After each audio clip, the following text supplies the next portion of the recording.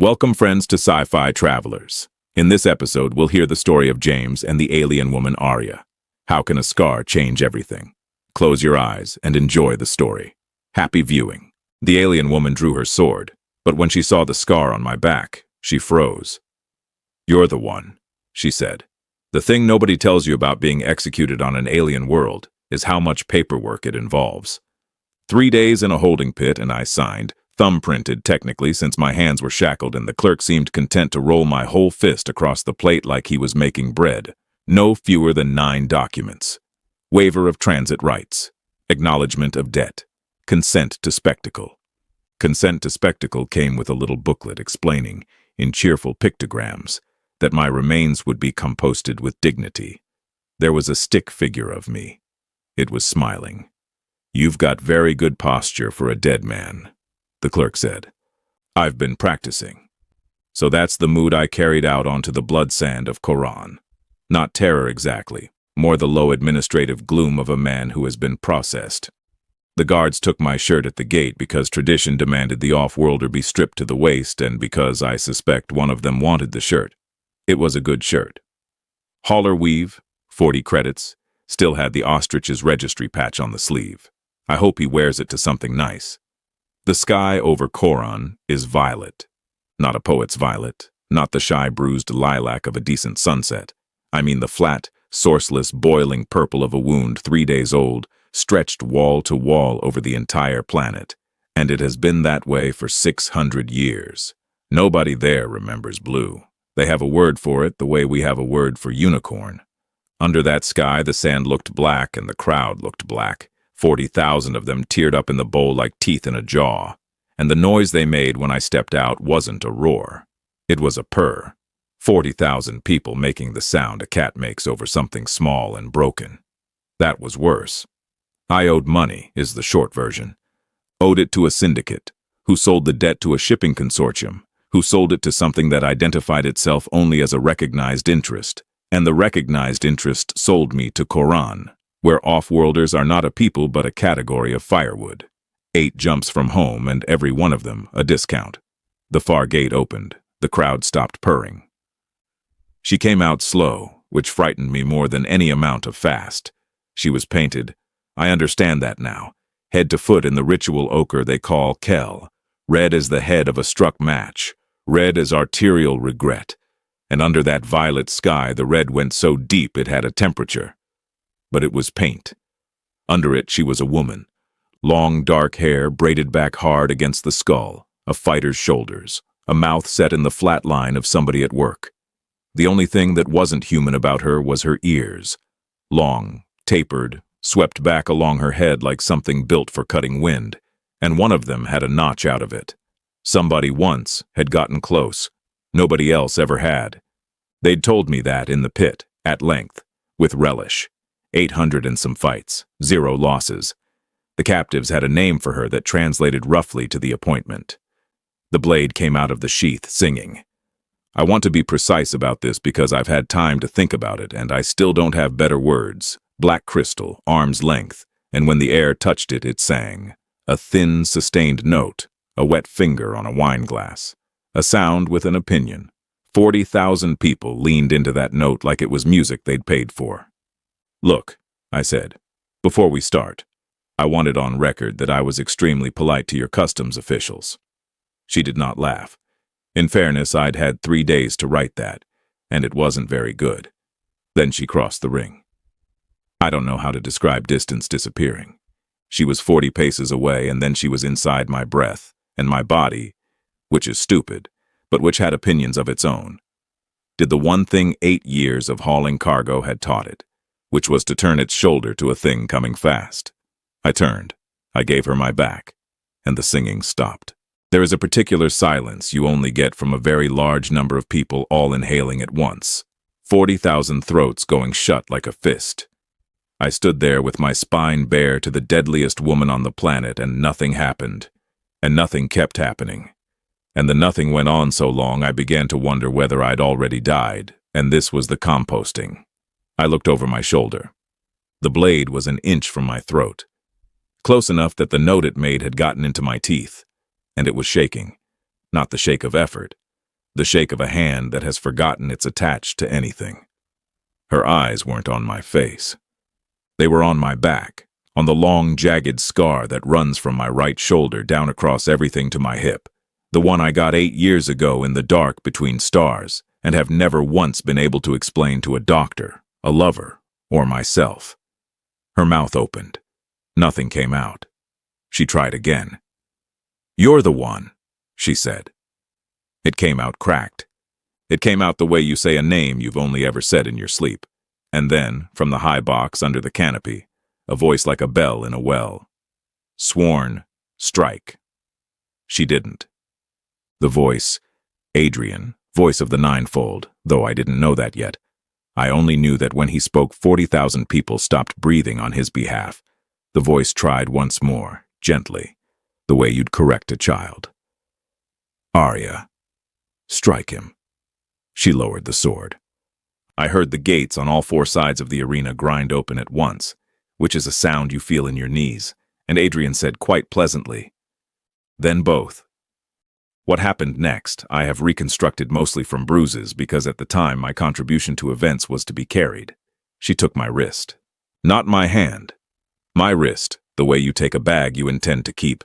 And she ran, and I discovered that being pulled by someone substantially stronger than you is less like running and more like water skiing behind a bad idea.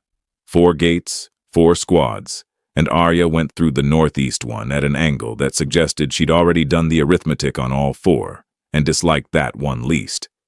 I remember a spear going past my ear with the fussy little whistle of something machined. I remember her sword saying its one note twice, very quickly, and 2 men sitting down in a manner that suggested they'd forgotten a prior engagement. I remember thinking, with the crystalline idiocy of the terrified, that I'd left my shirt behind. Then the sand under the northeast gate wasn't sand, it was a grate. And the grate wasn't a grate. It was a door somebody had once been paid to weld shut and hadn't. And we went through it into the dark, and the dark went on for a long way down. The arena of Korrhaan sits on top of a drainage system, because 40,000 people and an unlimited quantity of blood have to go somewhere, and the people who built it were engineers before they were priests. We came to rest in a sump the size of a cathedral, ankle-deep in water that had opinions, lit only by a seam of glow lichen crawling up one wall like a rumor. Above us the crowd was still making noise. Through the stone it sounded like weather. Arya let go of my wrist and stood very still in the middle of the water, and I sat down on a ledge and spent a while getting my heart back down under 300, and neither of us said anything for long enough that the lichen visibly grew. "So," I said at last. "Great fight. Really. I felt we both left it all out there. Be quiet." "I'm going to be honest with you, I can't. It's a medical thing. When I'm frightened, my mouth keeps working independently, like a chicken." She turned. In the green light, the Kellocher had gone the color of old rust, and her eyes, which I could finally see properly, and which were a perfectly ordinary brown, and which was somehow the most unsettling thing about her, were doing something I recognized from the faces of men who've just watched a cargo manifest come up wrong. "Turn around," she said. "Ma'am, I have to say, given the last 10 minutes. Turn around." I turned around. She didn't touch it. She got close enough that I could feel her breath on my shoulder blade, and she stayed there. And when she finally spoke, her voice had all the strength sanded off it. "They show it to us when we are 5, she said. "Not a picture, a casting in cold iron, so you learn it with your hands in the dark. Every night, for a year, before you are allowed to sleep. They wake you and make you find it by touch. Then they take it away and you never see it again for the rest of your life. And if you ever do, anywhere, on anyone, on a corpse, on a child, you strike, without waiting, without asking, without permission, without prayer, without a heartbeat between the seeing and the killing." She breathed out. "It is the only thing we are taught to do faster than we are taught to think. It is called the last wound." I looked down at myself. I have never been able to see the whole thing. Only pieces. In mirrors. At angles. "That's it?" "That is it." "On my back?" "Yes." "For how long?" 600 years. I sat down in the water, It was cold and it smelled like a decision. Here's what I had. 8 years ago, hauling nothing anybody wanted through a stretch of nowhere called the Cascade. My drive quit, and I sat dead drift for 11 days. On the 9th night, something came close. I never saw it. I want to be very clear about that because I've told this story maybe 4 times and every telling somebody wants me to have seen it. There was no shape. There was a pressure, the way a room changes when someone stands behind you, except the room was 200 million kilometers wide. My hull rang like a struck bowl for 6 hours. Every instrument I had went polite and blank. And I lay on the deck of my own ship with my face on the cold plate, and I felt something pay attention to me, patiently, thoroughly, the way you'd read a document. I woke up on the 12th day, flayed from shoulder to hip and healed already. Drive humming on course, 406 days of water in the tanks that had held 90. Something read me, I said. That's the closest I've got. Something out there read me and made a note. Arya said nothing for so long I turned around. She had gone the shade of nothing at all under the paint. 71, she said. What? Which is exactly when the water 20 meters off went sploosh, and a voice from the dark said brightly, "Don't kill me. I'm a coward, and I'm on your side. Those are related." And Oliver came wading into the lichen light with his hands up, still wearing the cell issue smock, still, somehow, wearing an expression of a man about to offer you a deal. I knew him. 9 days as cellmates. He'd tried to sell me a prophecy on the 2nd day. He looked at my back. He looked at Arya. He looked at my back again, and his face did something complicated and, for the first time in our acquaintance, sincere. "Oh," Oliver said, deeply offended. "Oh, that's real?" Meanwhile, 400 meters up, in a box under a canopy, Adrian was already saying a name. Korrhaan. Voice. 2 bodies. Yes. Voice. Korrhaan. A pause with a smile in it. Not 2 people. 2 bodies. The Temple of the Ninefold squats on the arena's north shoulder like a relative who came for the funeral and stayed 9 centuries, and getting into its archive required, in the end, 3 things: a stolen censer, a lie about plumbing, and Oliver. The censer came first. Every hour, acolytes walked the outer cloister swinging brass balls of smoldering kel resin, which is how the temple perfumes itself, and also, conveniently, how the temple blinds itself. The smoke is thick enough to lose an argument in. Arya took one off an acolyte with a technique I can only describe as bureaucratic. She stepped out, said 4 words in a tone of settled authority, held out her hand, and the boy gave it to her and thanked her. 800 fights. She could have folded him like a map. Instead, she used the voice, and he walked away happier than he'd arrived. "That's terrifying," I said. "That is the sworn," she said. "The blade is for after. Mostly you never need it. That is the point of us. The plumbing was Oliver's. I want it on record that I argued. I argued in the tunnel. I argued on the stair. And I was still arguing when Oliver walked up to a locked service door in a stolen smock with a length of pipe on his shoulder and told the guard, in fluent trade Korrhaani, that he was from sanitation, that there was a situation with the reliquary's gray water reclamation, that he had been told, and here his voice went thin and wounded, that this had been communicated in advance, and that if the guard wished to be the man who explained to the voice why the sacred relics smelled like a canal in high summer, then by all means, brother, take my pipe. The guard opened the door. "Nobody," Oliver said as we went through, "has ever once asked a plumber for credentials. Not in 6 systems. Not in my whole career. You could take a planet with a wrench and a clipboard. The archive was down and down and down, and it was cold, and it smelled of iron and paper, and the particular dust of a place where nothing is thrown away and nothing is read. And at the bottom of it, at a desk with a lamp on it, was Eleanor.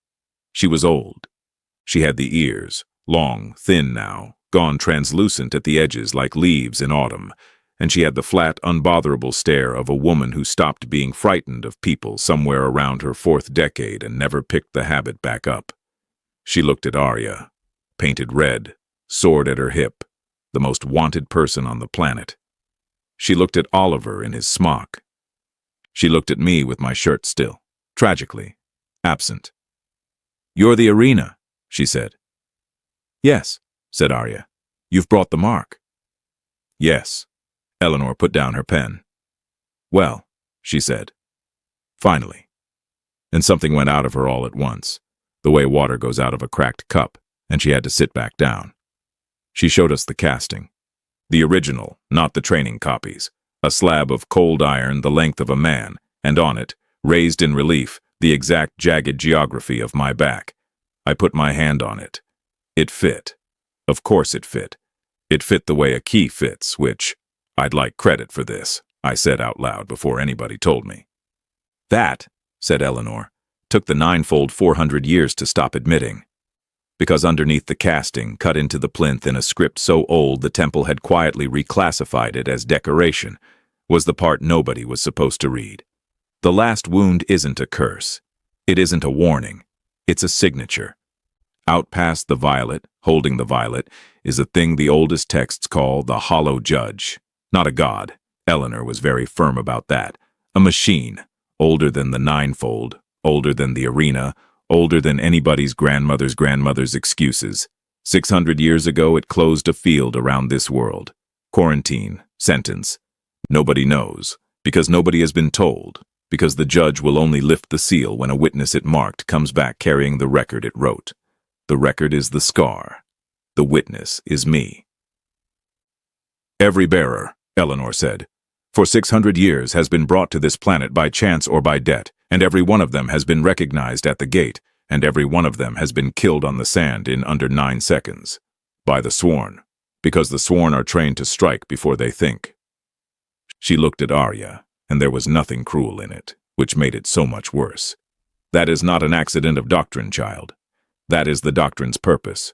Someone 600 years ago decided this world would rather stay sealed than be judged, and they built you to make sure of it." Arya said, 71. I said, "You keep saying that." 71, she said, "is how many I have killed on that sand who did not fight back. I never asked why they didn't. I thought they were cowards. I thought—" And she stopped, and her hand went flat on the cold iron, over the shape of my spine, and stayed there. "I remember all their faces. That is the other thing they train." Somewhere above us, a long way off, a door said something metal. Eleanor stood up. "That'll be Korrhaan," she said. "She's very devout. She's also 15 minutes faster than she has any right to be. Go left at the reliquary. Don't touch the 9th shelf. And when you get to the sky, kindly do not come back." The reliquary chase was undignified for everyone concerned, and I declined to describe the part with the urn. What I will describe, on the pad, an hour later, Oliver sold Arya's sword, the last shard of a dead god's judgment bonded to her marrow, singing, to a barge captain for passage. Then, while the captain was loading, he stole it back and sold it to the first mate. "That's the same sword," I said. "Different customer," said Oliver. The ostrich had been sitting in impound 16 weeks and had developed in that time a personality. She was a Fenwick-class hauler, which means she was designed by people who had heard about ships and were doing their best, and she'd been flying since before my grandmother was rude to anyone. Her hull was patched in 4 colors. Her registry patch was on some guard's shirt. She had never once in her life flown well and saw absolutely no reason to start now. "Unauthorized boarding," said 9-Volt as the ramp came down. "Also, hello. Also, you look terrible. Also, your heart rate suggests you are being chased, which, historically, means I am about to be shot at. 9-Volt. This is Arya. Arya, 9-Volt. She runs the ship. I am the ship, and I would like it noted that in 8 years he has never once completed a pre-flight check. Not one. He gets in, and he hopes." Arya looked at the ceiling. "Is it alive?" "Nobody knows," I said. "It's been very cagey about it." "I am evasive," said 9-Volt, "which is different, and frankly more interesting." Oliver came up the ramp last, and I should have watched him, and I didn't, because I was busy with the thing I always do, which is talk to a ship instead of look at a man. By the time I was in the cradle, he was already at the hatch with the barge captain's transponder in his hand and an expression of profound personal regret. "Right," he said. "So, there's a bounty. It's obscene. It's the kind of number that changes a man's opinion of himself, and I have to tell you, mine was already quite flexible." He was backing down the ramp. "For what it's worth, and it's worth nothing, I like you both enormously." And he hit the plate, and the ramp came up in his face, and he was gone. Arya didn't move. "You are not surprised?" "He told me on day 2 he'd do it. He said it like a warning. I thought it was a sales pitch. I got the drive spinning, which on the ostrich is less an ignition than a negotiation. That's the thing about Oliver. He's the most honest liar I've ever met. He tells you exactly what he's going to do, and then you don't believe him, because who does that?" They came across the pad in a line, and at the front of them was Korrhaan. She was young. That was the first thing, and it never stopped being the first thing. 19, maybe. Painted, blade out, ears back flat against her skull. And she came up the ramp Oliver had just left open, because of course he'd left it open. That was the apology.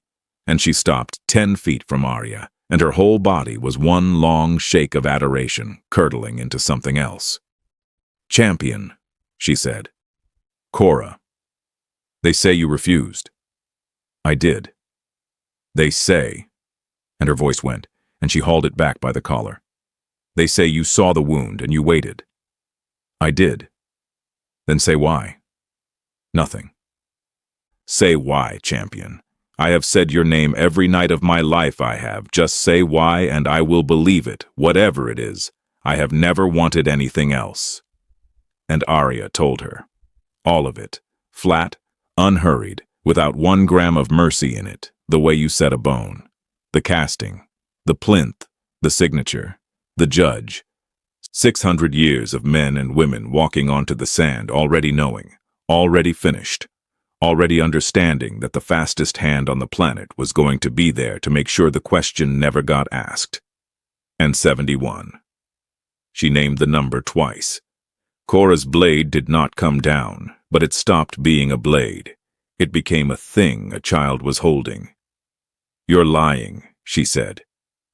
"You know, I have never lied in my life," Arya said. "It is the whole of my training. It is the only thing about me that was ever any good." And that's when the pad lights came up, all of them, and the noise of 40,000 people got replaced by the noise of one man walking, and Adrian came aboard my ship like he'd designed it. He was small. Nobody tells you that. Small and neat, and the kell on him was so old it had gone brown, and he had the warmest face I have ever seen on a living creature. "James," he said, delighted, as though we'd met at a party. "May I sit? I've come to make you rich." He sat, he explained. The offer was, and I want to be precise, excellent. A number, a ship, a real one, not a rumor with a hull. Clean papers, clean debt, 8 jumps home and a lifetime of never working again. All I had to do was be dead, publicly, briefly, cosmetically dead. A body on the sand, a mark burned off a corpse's back, 40,000 witnesses, and a world going back to sleep under its purple lid. He'd done it before. He said so. He said the number of times, and he said it the way you'd mention your children. I looked at the figure. "That's it?" Adrian blinked. "I beg your pardon?" "No, sorry, it's a lot. It's genuinely a lot. I've just never been valued before, and I find I had higher hopes." I handed the slate back. "You've got me at the price of a mid-tier freighter and a bad marriage." "Everyone has a price, James. It is not an insult. It is a measurement." "Sure," I said. "What's theirs?" He didn't understand the question. "The 71, said Arya. "The 1100 before them. What did you pay them?" And Adrian's warm face did the only true thing it ever did in my presence. It went blank. Not guilty. Not cornered. Blank. The blankness of a man asked the price of a chair he's already sitting on. Nothing, he said, puzzled. They were never buying anything. 9-volt said, conversationally. Ramp's clear. Also, Oliver's back. He's crying and complaining about it. We went up through the violet, and the violet fought us. Not with anything so vulgar as force. It just disagreed. 600 years of Korrhaan had assumed the lid was sky, and I can tell you it isn't, because sky doesn't argue with a navigation console. 9-volt reported that our position was correct and also elsewhere, and that both readings were confident, and that she personally found this rude. 90 seconds of climbing through nothing, the hull going tick, tick, tick like a cooling stove. And then we came out the top of the world's bruise, and the ostrich stopped complaining all at once, which was worse. Above the lid there were stars. Actual stars, real ones. More than anyone down there had a word for. Korra made a sound I will not describe because it wasn't mine to hear. And in the middle of them, the hollow judge. It wasn't a ship. I want to be firm about that because everybody assumes ship. It was a shape, black on black, and the shape was wrong in the specific way a chair is wrong if you find it in the ocean. Nothing about it was strange except its being. Angles that arrived where they hadn't left. It was maybe 40 kilometers across, and it had been sitting there since before anybody on Korrhaan had grandparents, patiently holding a lid on a world and waiting for someone to bring back its paperwork. Right, said Oliver, red-eyed, arms folded, deeply put out with himself. I want it understood that I came back purely out of a character defect. Noted. I'm not a good man. I'm a man with a malfunction. There's a difference, and it's important to me. It let us in. There was no door. There was simply a moment when there was outside, and then a moment when there wasn't, and the ostrich settled onto a floor in a space the size of weather. Cold geometry going up forever. No sound at all. Not silence, absence. The room had been designed by something that had never needed to hear anything. And then it woke up. You don't see a mind like that. You get looked at. It came over me the way it had come over me 8 years ago in the Cascade. That pressure, that vast patient attention. A thing 200 million kilometers wide leaning down to read a document. And the document was my back, and the scar went hot and then cold, and then simply open, like a file. It took 9 seconds. It had waited 600 years, and it took 9 seconds, and I understood, standing there, exactly what those 71 men had understood on the sand. Then the light came around and settled on Arya, and it asked the question. I heard it in my chest, not my ears. Everyone heard it in their own language, which for me was English, and for 9-volt, she says, was a schematic.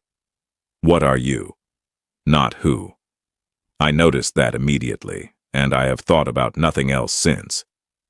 It's a plea, Eleanor had told us in the archive, and I hadn't understood then. Not a trial. Nobody down here can bear that. So we made it a trial. It doesn't want a defense. It wants an entry. Arya's hand went to the sword, and the sword screamed. Not the note, not the singing. A scream, high and thin and personal, and Arya went down on one knee with her arm rigid and her teeth bared because the light had reached the blade and the blade had recognized where it came from. Black crystal. 40 kilometers of black crystal above us, and 1 arm's length of it in her hand. And Eleanor had said this too, quietly, at the bottom of the archive. The first sworn didn't make those. They took them out of the field, and the field let them, because it thought they were volunteers. It was bonded to her marrow. It had been bonded to her since she was 9 years old. It was not a weapon she carried. It was a part of her that had been issued. And to answer, to testify, you have to give the recording device back. It's asking for the shard, 9-volt said. It's asking nicely. I'd like to stress how much I hate that it's asking nicely. Arya couldn't stand. Her hand wouldn't open. I got down beside her, and she looked at me with her ears flat and her jaw locked, and she said, through it, "If I give it back." "Yeah. There is nothing under it, James." Very quiet. Not a plea, a survey result. "I have been the blade since I was 9. If you take the blade out, there is a shape where a woman would have been, and it will be empty. And I do not know how to be empty. I have never once." And that is precisely when Adrian's cutter came through the wall. Not a hole. There was no hole. It simply arrived the way we had, because of course the ninefold had always had a way up here. 600 years of quarantine, and somebody had kept the key on a chain around his neck and called it faith. He came out onto the black floor, small and neat and warm-faced, in the full brown kell of the voice. And he did not look at me. And he did not look at Arya on her knee. And he did not look at Korrhaan, who had gone the color of paper. He looked up into the light, and he opened his arms, and he answered first. And God help me. It was beautiful. He said, "We are the ones who kept the peace." He said it in the voice of a world. 600 years without a war, he said. Without famine, without plague, without a single child taken by the dark between stars. A garden under a lid. He named the works, the aqueducts, the granaries, the archive itself. He said the sworn were mercy, swift mercy, and mercy is measured in how little it lingers. He said the 71 were tragedies, and he said the word tragedies with real grief, wet-eyed, and I believed him, and I knew it was a lie, and I still believed him. He'd been writing it for 400 years. Every voice, refining the draft. The light listened. The light did not move. And in the enormous nothing, after he stopped, Arya's hand opened. The shard went out of her hand and up into the light, and it stopped screaming the way a kettle stops, and Arya knelt there on the black floor with her empty palm open in front of her face and looked at it like a woman who has just been handed someone else's hand. Then she said, "I don't have a speech." "What are you?" "Malin," she said. Adrian turned his head. "Malin," she said again. He was 40. He came off a grain barge, and he had a burn on his wrist in the shape of a fish, and he did not raise his hands. Sorrel. 22, I think. Nobody wrote it down. She said something to me, and I didn't listen because I had already started the cut, so I don't know what her last word was. And I have wondered every night for 6 years. Theodore. He was crying, and I thought it was fear, and I know now it was relief because he'd been running for 11 years and I was the end of it. "Champion," said Adrian gently. "This is not required." Bela. Keston. The one from the salt yards whose name they never gave me. So he is the one from the salt yards, and that is my fault too. Because I could have asked, and asking took 4 seconds, and I had 4 seconds. I had 800 fights worth of 4 seconds. She named them. All 71. It took a very long time, and nobody stopped her, and the light did not move, and she did not defend herself once. Not once. She never said I was a child. She never said I was told. She never used the word mercy. And she never used the word tragedy.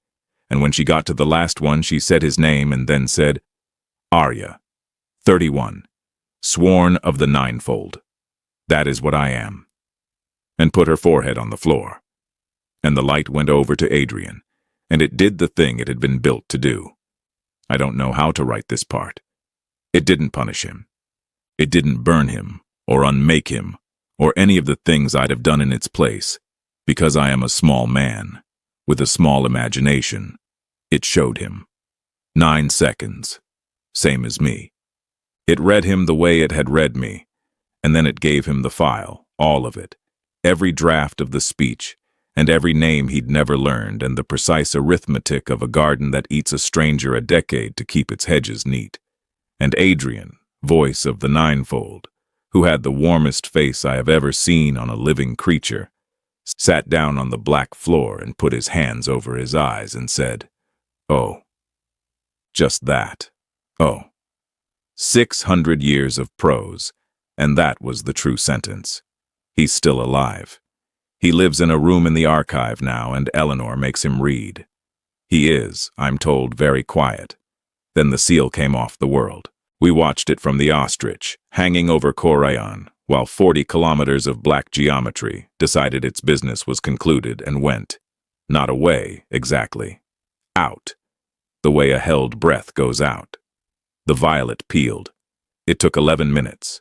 It went from bruise to wine to something that wasn't any of the words they had, and 40,000 people who had come to watch a foreigner die stood in an open bowl and looked up at a color their language had classified as mythological. Korrhaan was the one who said it. She had her hands on the glass, and she was 19, and she said in a voice like a hinge, "Blue." Oliver, weeping openly, sold 3 of them a bottle of it. Water. Died. He'd had the bottles in his smock the whole time. Here's how it landed. Eleanor opened the archive, not to scholars, to the street, doors off the hinges, 400 years of admissions stacked on tables where anyone's grandmother could read them. And she died 2 years later in a building so full of arguing people you couldn't get up the stairs, which she'd have told you was the correct number of people. Korrhaan dissolved the sworn. Then she built something out of the wreckage that is worse in every way I can measure, slower, louder, endlessly hesitant, incapable of doing anything in under 9 seconds, and better in the one way that matters, which is that its entire training now consists of learning to ask. She's very bad at it. She's getting better. She still says Arya's name at night, but now it's a complaint. Oliver published a memoir. It contains 11 true sentences. I've counted. He disputes my methodology. He wants it known he came back out of a character defect, and he has now said this in print, and it is the closest thing to a confession the man will ever produce. And me. I want to be honest about me. I didn't do anything. That's the part I keep chewing. I owed money. I got dragged onto some sand. I turned my shoulder to a fast-moving object because I hauled cargo for 8 years, and something out in the dark had written on my back without asking. I was a document. I was mail. The most important thing I ever did was be carried. But I'll tell you what I've got that I didn't have on that sand. I know what I'm worth now, and it's less than a mid-tier freighter. And I found that out from a man who was correct about everything except which question we were answering. Adrian thought the question was who. Everybody down there thought the question was who. Who's guilty, who's owed, who kept the peace. It never asked who, not once. It asked, what are you? And the only person on that floor who could answer it was the one who'd stopped being anything. She woke up 11 hours later in the cradle of my terrible ship. No blade, no oath, ears back. She'd scrubbed the kell off somewhere over the terminator, and underneath it she was a woman, brown eyes, a notch out of one ear. Nothing about her strange at all, which is the strangest thing I know. There's nothing under it, she said. I know. I told you. It's empty. Yeah, I said. Welcome, it's mostly empty out here. That's sort of the whole appeal. 9-volt. Who has never once minded her business. He has no plan. He's never had a plan. I've been with him 8 years. Arya looked out at all that black and all those stars and Korrhaan below going a color it had spent 6 centuries being unable to imagine. Where are we going? No idea, I said. That's the offer. She thought about it for a long moment. This woman who had been given her whole life in advance. At 9, in cold iron, in the dark. Then she said, yes, 600 years, and nobody on that world was evil. That's the part I'd ask you to sit with. Adrian wasn't a monster. He was a man who'd found a system that worked and never asked what it was made of. The sworn weren't murderers. They were children, taught a shape in the dark, and told that recognizing it was the same thing as understanding it. 40,000 people came to watch me die, and not one of them hated me. They just knew what I was. Somebody had told them a long time ago, and telling had been enough. And it worked. That's what nobody once said out loud. The lid worked. The garden was real. The aqueducts, the granaries, 6 centuries without a war. It cost one stranger a decade, and every single person who paid that price paid it with someone else's life, and they slept fine, because the arithmetic was done before they were born, and nobody had ever handed them the ledger. So here's what the machine asked, and here's why I've never been able to put it down. Not who are you? Everybody can answer who. Who is the speech you've been drafting your whole life, the one with the aqueducts in it, the one where you kept the peace, and the tragedies were tragedies, and you grieved, truly, wet-eyed, on schedule? It asked what? And the only person who could answer was the one who'd given up the thing she was holding, the thing she'd been given at 9, in the dark, by people who loved her, and never once told her what it was for. So I'll leave you with the questions I can't get out of my teeth. What were you taught to recognize before you were taught to think? What do you strike at in under 9 seconds, without asking, because someone put the shape in your hands when you were small, and you learned it so deep it stopped feeling like learning? What's the lid over your sky, the one you've stopped seeing, because everyone you know calls it weather? And if something enormous and patient leaned down out of the dark tonight and asked you, not who, but what are you? Would you make the speech? Or could you say the names? We've reached the end of another science fiction adventure, friends. Before we go, I have a small request. Please hit the like button, leave your thoughts on the story in the comments below, and don't forget to subscribe to our channel so you don't miss the next sci-fi traveler story. Goodbye.